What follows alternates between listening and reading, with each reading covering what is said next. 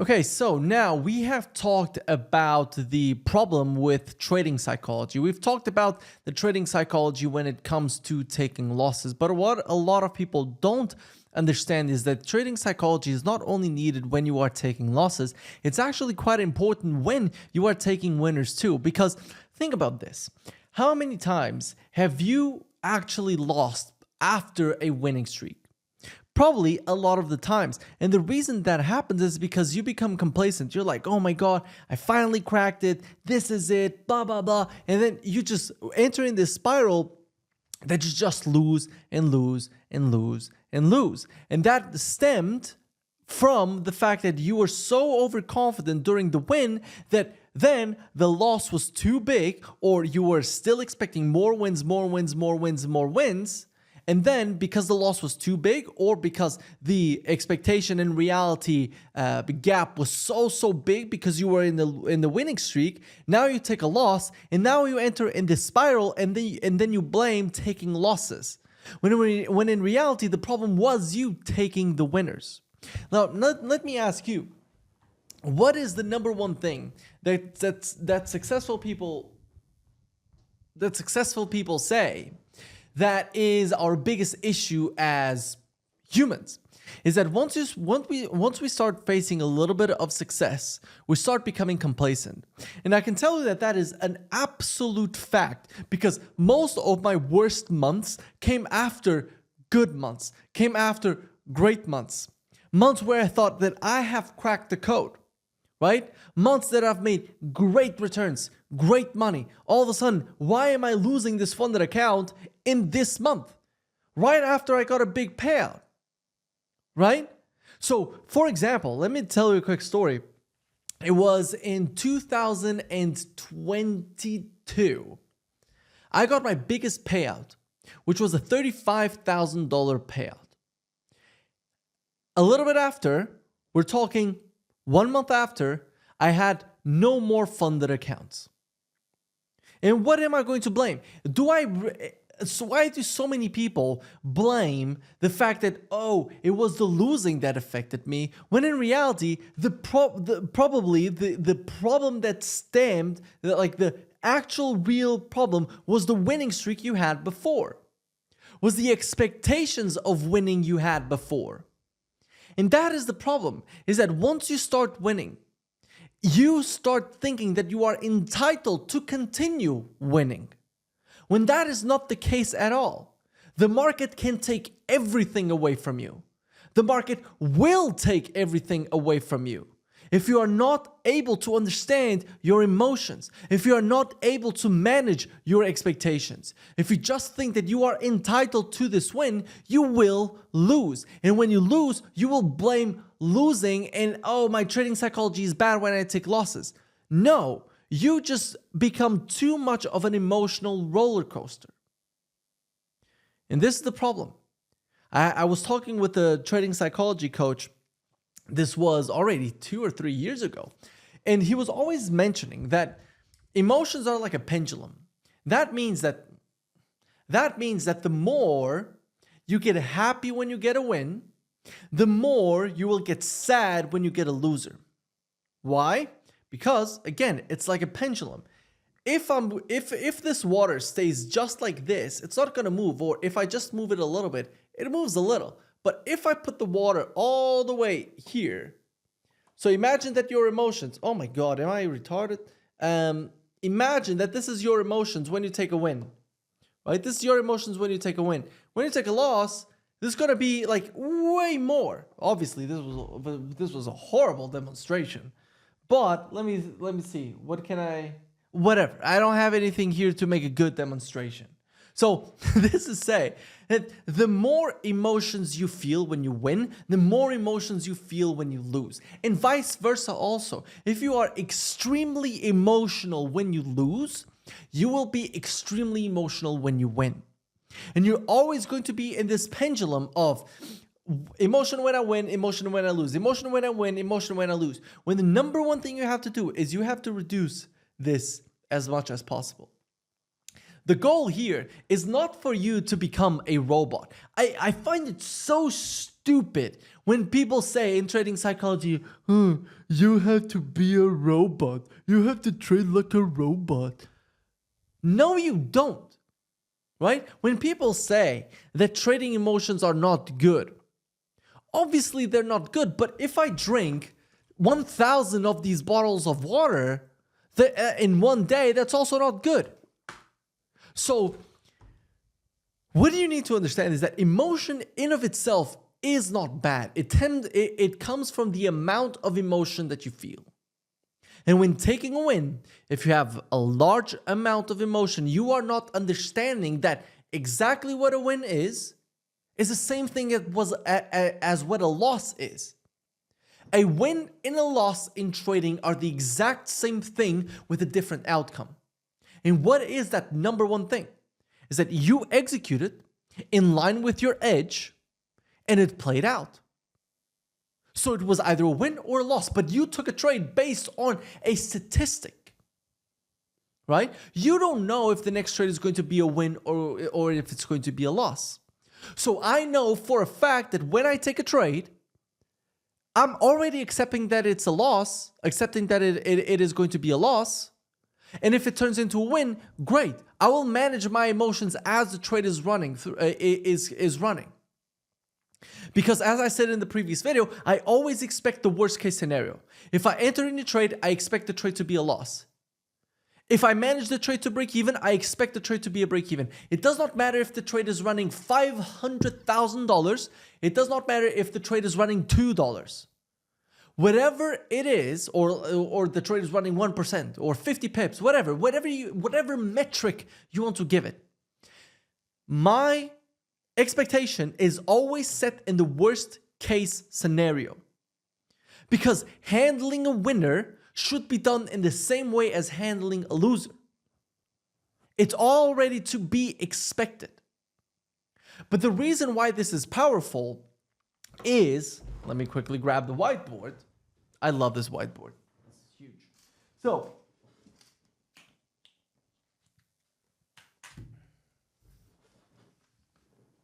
let's say that this is your entry. This is your entry. Let me put the stop loss in red. This is your stop loss. And this is your take profit. Down here, you can still see it, yes. This is your take profit, right? So, as the trade is hanging around here and my stop loss is still at -1R, what is my expectation? My expectation is that this trade is going to be a -1R, right? I'm still going to expect that this is going to happen. And even this can happen. I don't really care, right? But as the trade is playing out, what is going to always be happening is that if the trade is playing out, so let's say we form another order block and we start moving lower. Now I'm managing my stop. You already know how we are managing our stops, but let's say I'm managing my stop to -0.5R. So now the worst case scenario is that I'm going to take a -0.5. I still expect that this can easily reverse and then move to my stop loss, right? We've talked about this in the previous video. It's all about expectation and reality. And as the market is approaching the take profit, what I am doing is I'm either managing the trade, so managing to break even, managing to +1R, so on and so forth. So when it comes to the point that the trade goes to my take profit, the difference between my expectation and reality is the least amount possible. Because if we are close to the take profit and I'm still expecting a -1R, which is still possible, by the way, the market can move quickly. But your goal is, as the market is approaching, you start expecting a smaller gap. You need to start reducing. You need to start reducing the gap between expectation and reality, right? This is the number one thing you have to do. Because let's say that you expect a stop loss.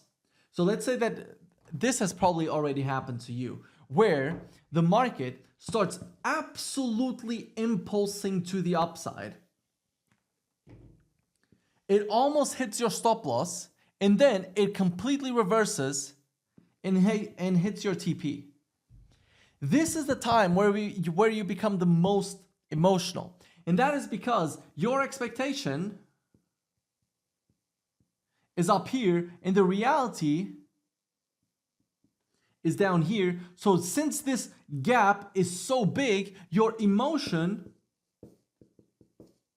is going to be the size of this gap. And so as the market is developing, you already want to frame all of the reasons as to why this trade is going to be going to be a winner. You always need a balance between, okay, there is a possibility that this trade completely reverses, right? So as we are down here, you always need two things. So let's remove this. You always need two things. One, well, I'm even going to do, you need this. How the fuck do people do that? Okay. Okay, like this. So you need a balance. You need a balance between, you always need this.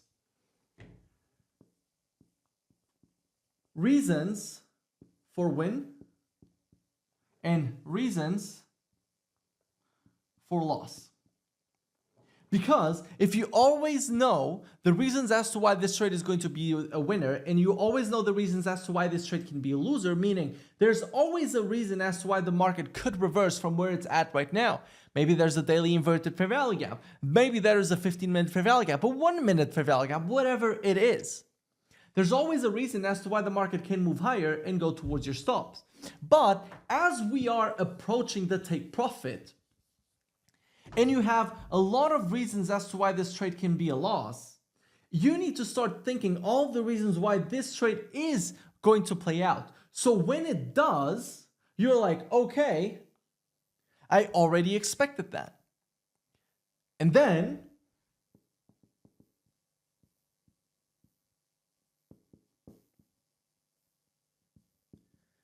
the gap between expectation and reality decreases so much that when you hit take profit, you're just like, well, I followed my plan. There was reasons as to why the market was going to play out, and it did. And yes, don't get me wrong, because there are reasons, because you know all of the reasons why this trade is going to be a loss, there is always going to be a little bit of a gap between expectation and reality, hopefully, because else you are just expecting a winner, and that is not good.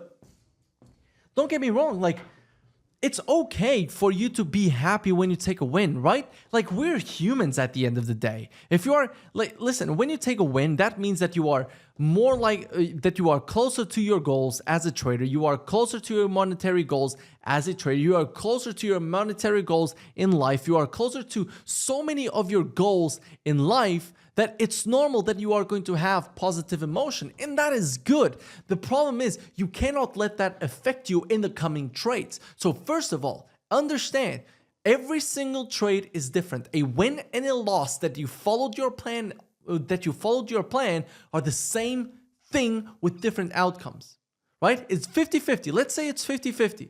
Your average strike rate is 50-50. That means that on average, a loss is going to be, you're going to take 50% losses, 50% winners.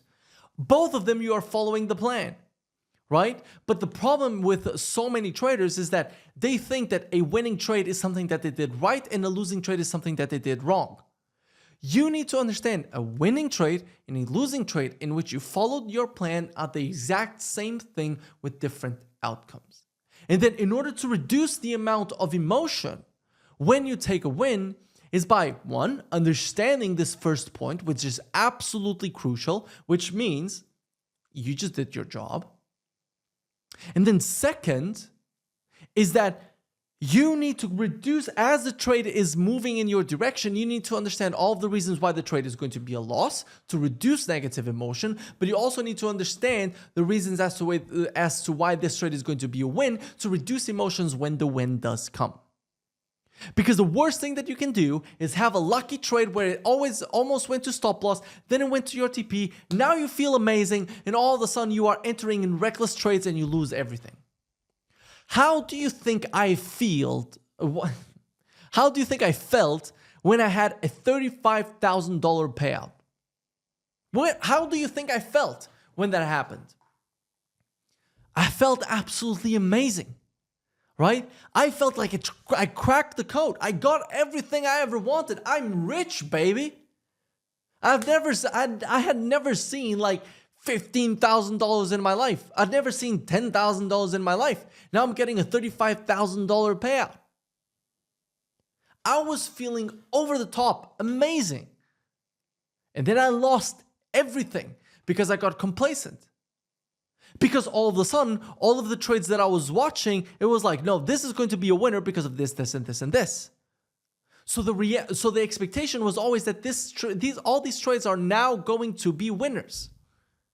And when they were losers, I got emotional. And then the negative spiral starts. So you need to understand that not always it's not that you are a bad loser all the time. Maybe you are a bad winner. Because you think that when you won, you did something right, and then when you lost, you did something wrong. Every time I take a trade, whether it's a win or it's a loss, as long as I followed the plan, I'm happy with it. But you need to understand that taking wins is a skill in of itself. You need to ground yourself constantly. Constantly ground yourself. Expectation. Oh, I'm an amazing trader. I'm going to make so much money. Reality. You blow your next account. Obviously, you're going to feel negative emotion. But if your expectation, once you take a win, is, okay, part of the game, and the reality is, okay, part of the game, it's not going to affect you long term. So that's my number one tip for you to become profitable as a trader. You need to understand winning trades and losing trades are the same side of a coin. They're all just trades. Reduce expectations as much as possible, and you will see your trading change forever. So that's it. I'll see you in the next one where we are going to talk about staying out of the market. Hope you enjoyed this lesson. Click right here to watch the next one. And if you are struggling with overtrading, then click right here to check out Trade Blocker. Peace.